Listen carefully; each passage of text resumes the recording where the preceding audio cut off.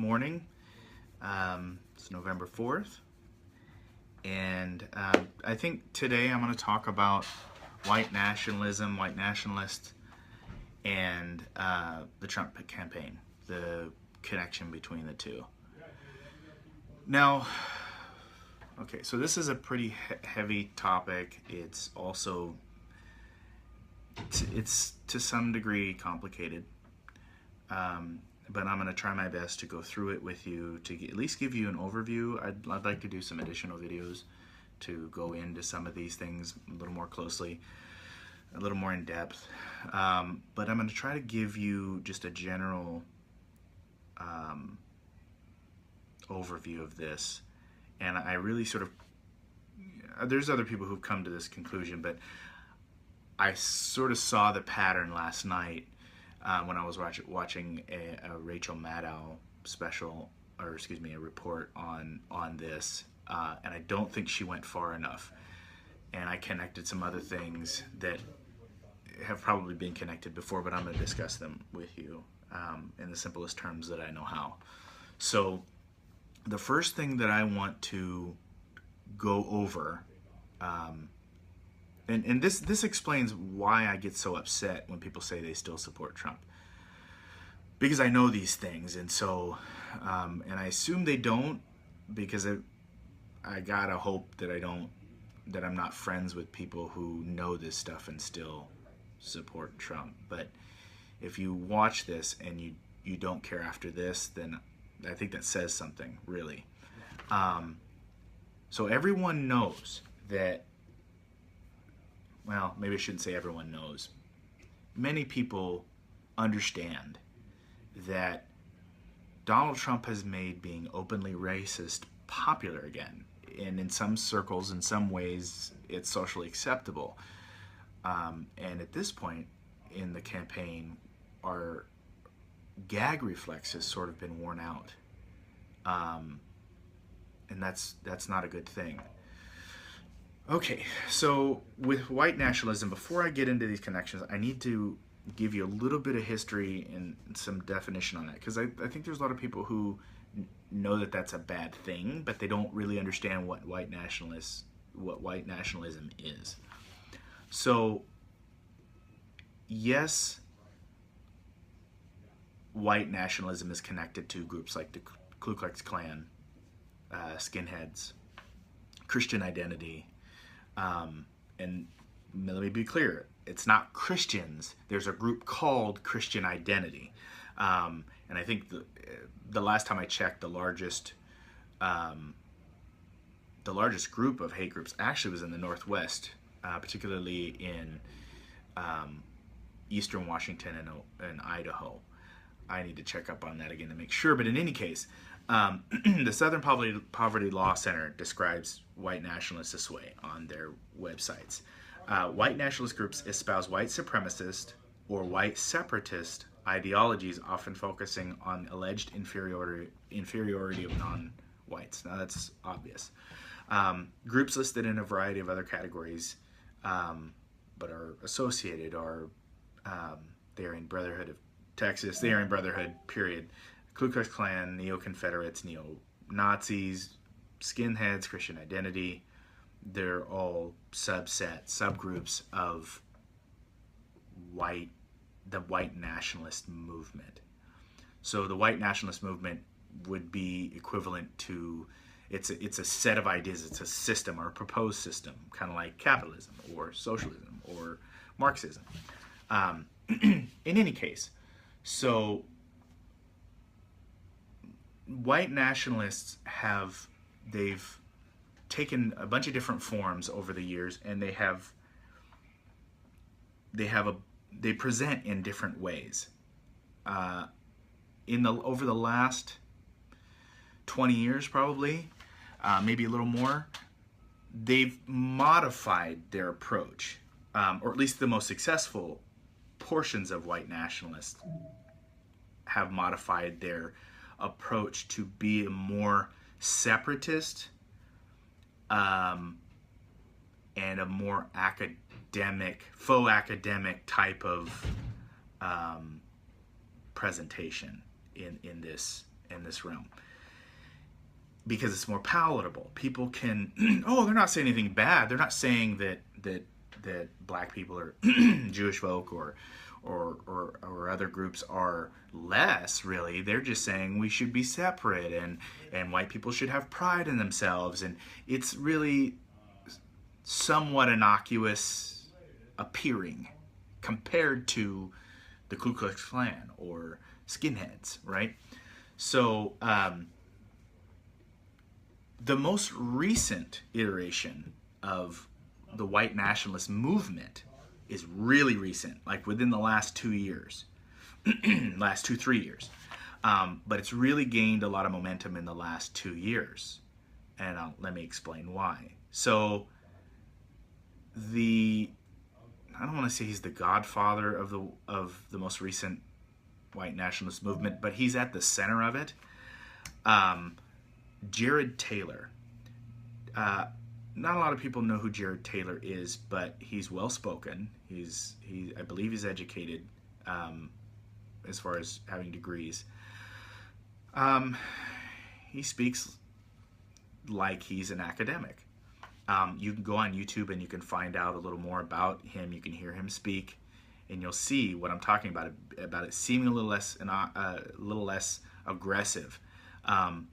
But if you do go look for him, there's a I want to say it's HuffPost, but it's Huffington Post, but it's one of their videos that they did where it was Jared Taylor on like a Google or Skype chat and Tim Wise talking or debating. And Tim Wise, if you don't know him, that man is fire. He has Jared Taylor's number. He's an Tim Wise he's white, and he's an anti-racism activist. He's an essayist. He's an author. He's a speaker, and he speaks really, really well. Like he's easy to listen to. His thoughts are organized. He makes sense, and he has a real impact. He's very charismatic. I would love to be able to study with that man and learn from him. But in any case, so that's Jared Taylor. Okay. Next we have, and let me talk a little bit about the language that you'll hear online, so that you understand when you're seeing white nationalist rhetoric. Whenever you see something, when they refer to white genocide, that's the belief that miscegenation, which is interracial relationships and marriages, is a purposeful part of a purposeful plan to get rid of white folk by breeding. They believe that multiculturalism is a danger to white people. When you hear that famous line, "Wake up, white people," and why it's always in that accent, I don't know, but it usually is. In any case, you will also hear in attacking conservatives, because the white nationalists will attack conservatives, and they'll use terms like cucks or cuckservatives. And not to get too crass, but there's this fetish porn area where there is a white couple, man and a woman, and they bring a black guy in to have sex with the wife in front of the white man. And that's when they call someone a cuck, as being cucked or whatever, where you have to watch your wife with a black guy. That's the insult that they're directing, and it's racial. When they call a conservative that, they're saying that he's the one sitting next to his wife watching her have sex with a black man. It's really, really nasty stuff. In any case, so back to the new breed. So there is a man named Richard Spencer. And Richard Spencer, I want to say he's a senior editor at Breitbart.com, but he's one of the main guys at Breitbart.com. Breitbart.com is a conservative website. They do articles and things like that. Let me step aside there. Richard Spencer is the founder of the alt-right movement. You've probably heard that term. Now, the alt-right is just a new iteration of white nationalism.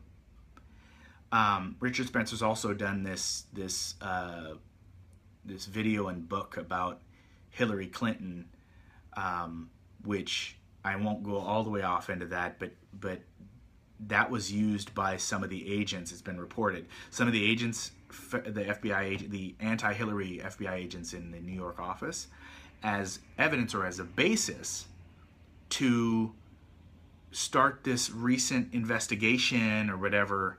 But it's not sanctioned by the FBI. It's just a group of agents.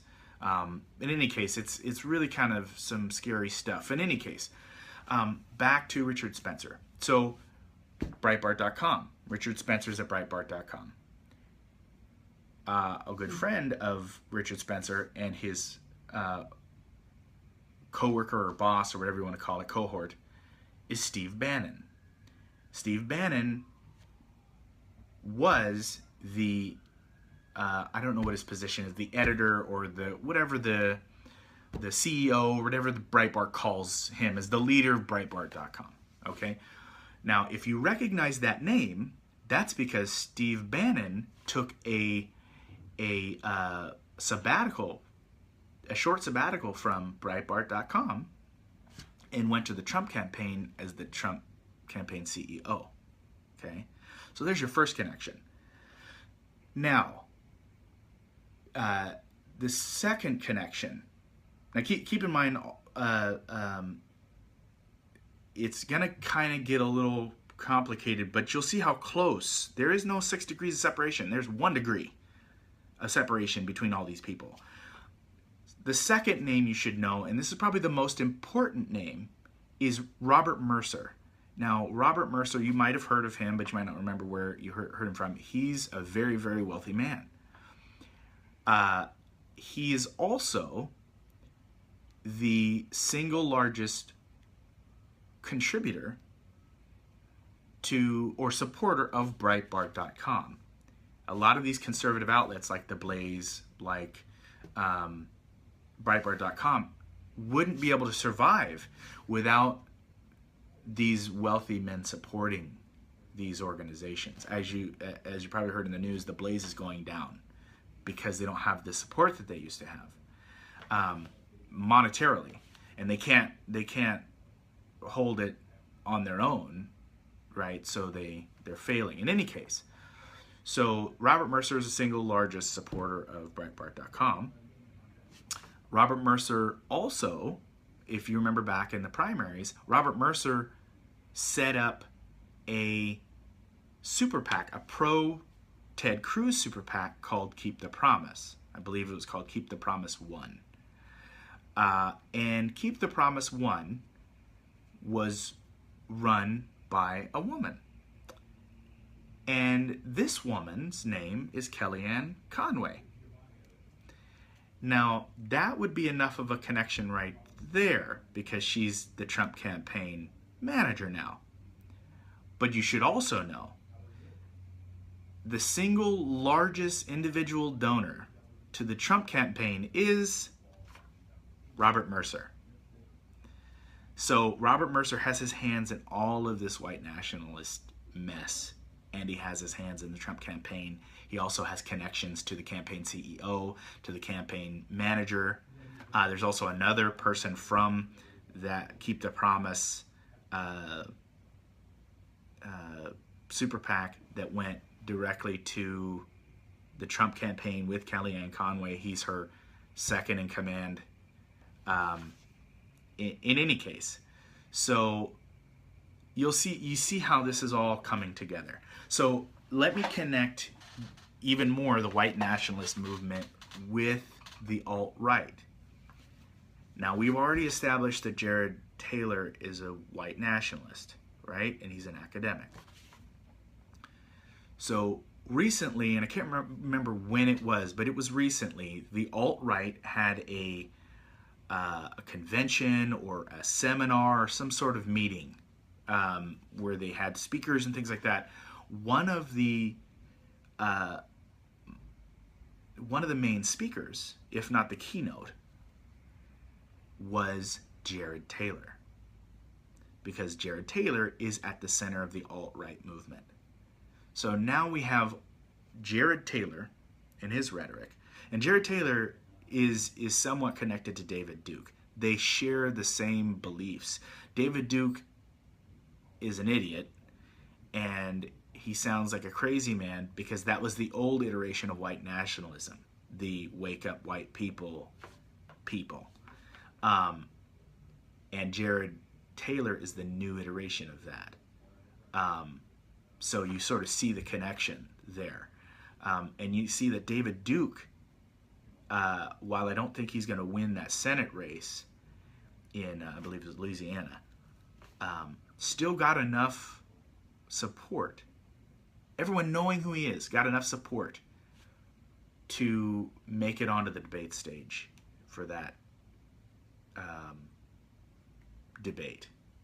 And it's kind of funny because that debate was at a historically black college, which is sort of a slap in the face, but that's for a subject for another day.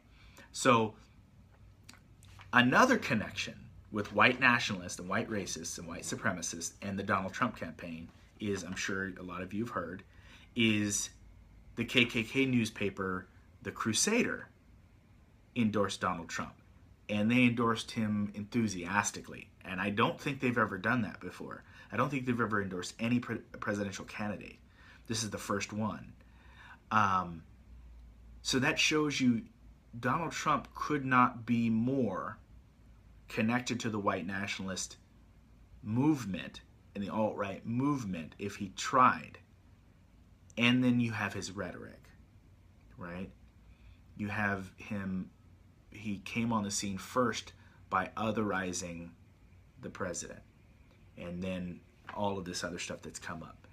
So, and you've heard even David Duke say that Trump and I share a lot of the same beliefs and policies, whatever those may be. But anyways, so I'll leave it there. I just wanted to go through that with you. It's a scary thing, these connections. And they aren't just rhetorical connections, they are organizational connections.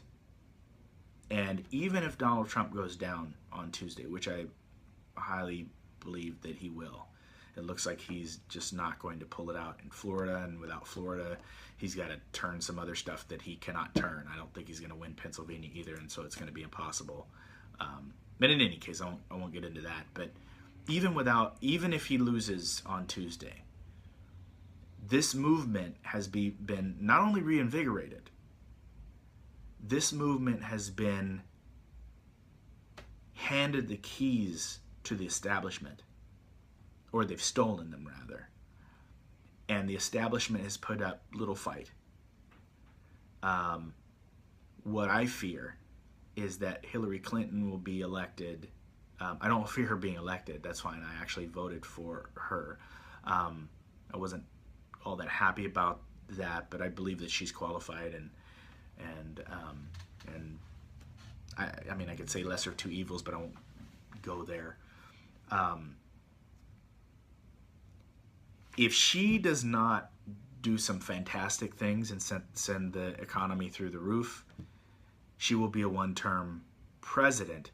And the next time that we have in 2020, we are going to have a candy-coated mess, a candy-coated monster that runs. This time he's just a piece of shit, right? You know he's a piece of shit, and you see it, you smell it, and some people are eating it anyway. But next time it's going to be candy-coated. So a lot more people are going to be willing to swallow that. Even if they know what's in it, they're like, I can swallow this. So you're not going to have the 28% of Republicans in Florida that vote for Hillary Clinton. So that's the fear. And if these people take power, I mean, of course they're not going to re-enslave all black people. That's perhaps ridiculous to think, although some black folk might say, well, I don't know, But the effect that they can have, not even on policy. I'm not even talking about policy. I'm talking about culturally. To okay it, it's already been okayed at this level, but for it to be okayed by there being a president at this stage is going to result, I believe, in the same sort of violence, and it's only gonna increase. The Trump campaign has already fomented this violence, against people on the street, and that's being okayed again. And excuse me, it's what I'm afraid of is that we are going to start getting towards the lynching thing, and I say that with no exaggeration, and I really mean that. And so, in any case, if you can share some of this with any of your family members who are going to be voting for Trump or want to vote for Trump, make sure they understand what they're doing. Make sure that they understand that they are, because this man is not going to go down in flames with a landslide for Hillary, it's going to embolden this mess.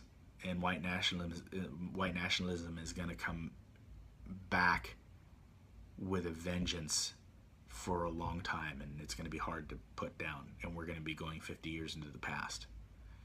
So I encourage you all to reach out to anybody who's going to be supporting Trump, and at least so that they understand what they're doing. And I don't care if they don't vote for Hillary or whatever, just as long as they don't vote for Trump. Vote Gary Johnson, vote Jill Stein, write in your dog. I don't care. Don't vote for the rest of the ballot, and don't vote for president. Whatever it is, don't facilitate. Don't perpetuate this man's evil. Don't perpetuate this hate, because our country will fall. And I really believe that white nationalism and this particularized hate is going to be the fall of the United States. I really believe that. I believe that it is hubris to the nth degree, and it is going to cause division that we may not be able to recover from. It's going to affect us economically. It's going to affect us socially. So, in any case, I hope you guys have a wonderful day, and learn. I understand this stuff, because it's your responsibility. This is your society too. So have a wonderful day. Peace.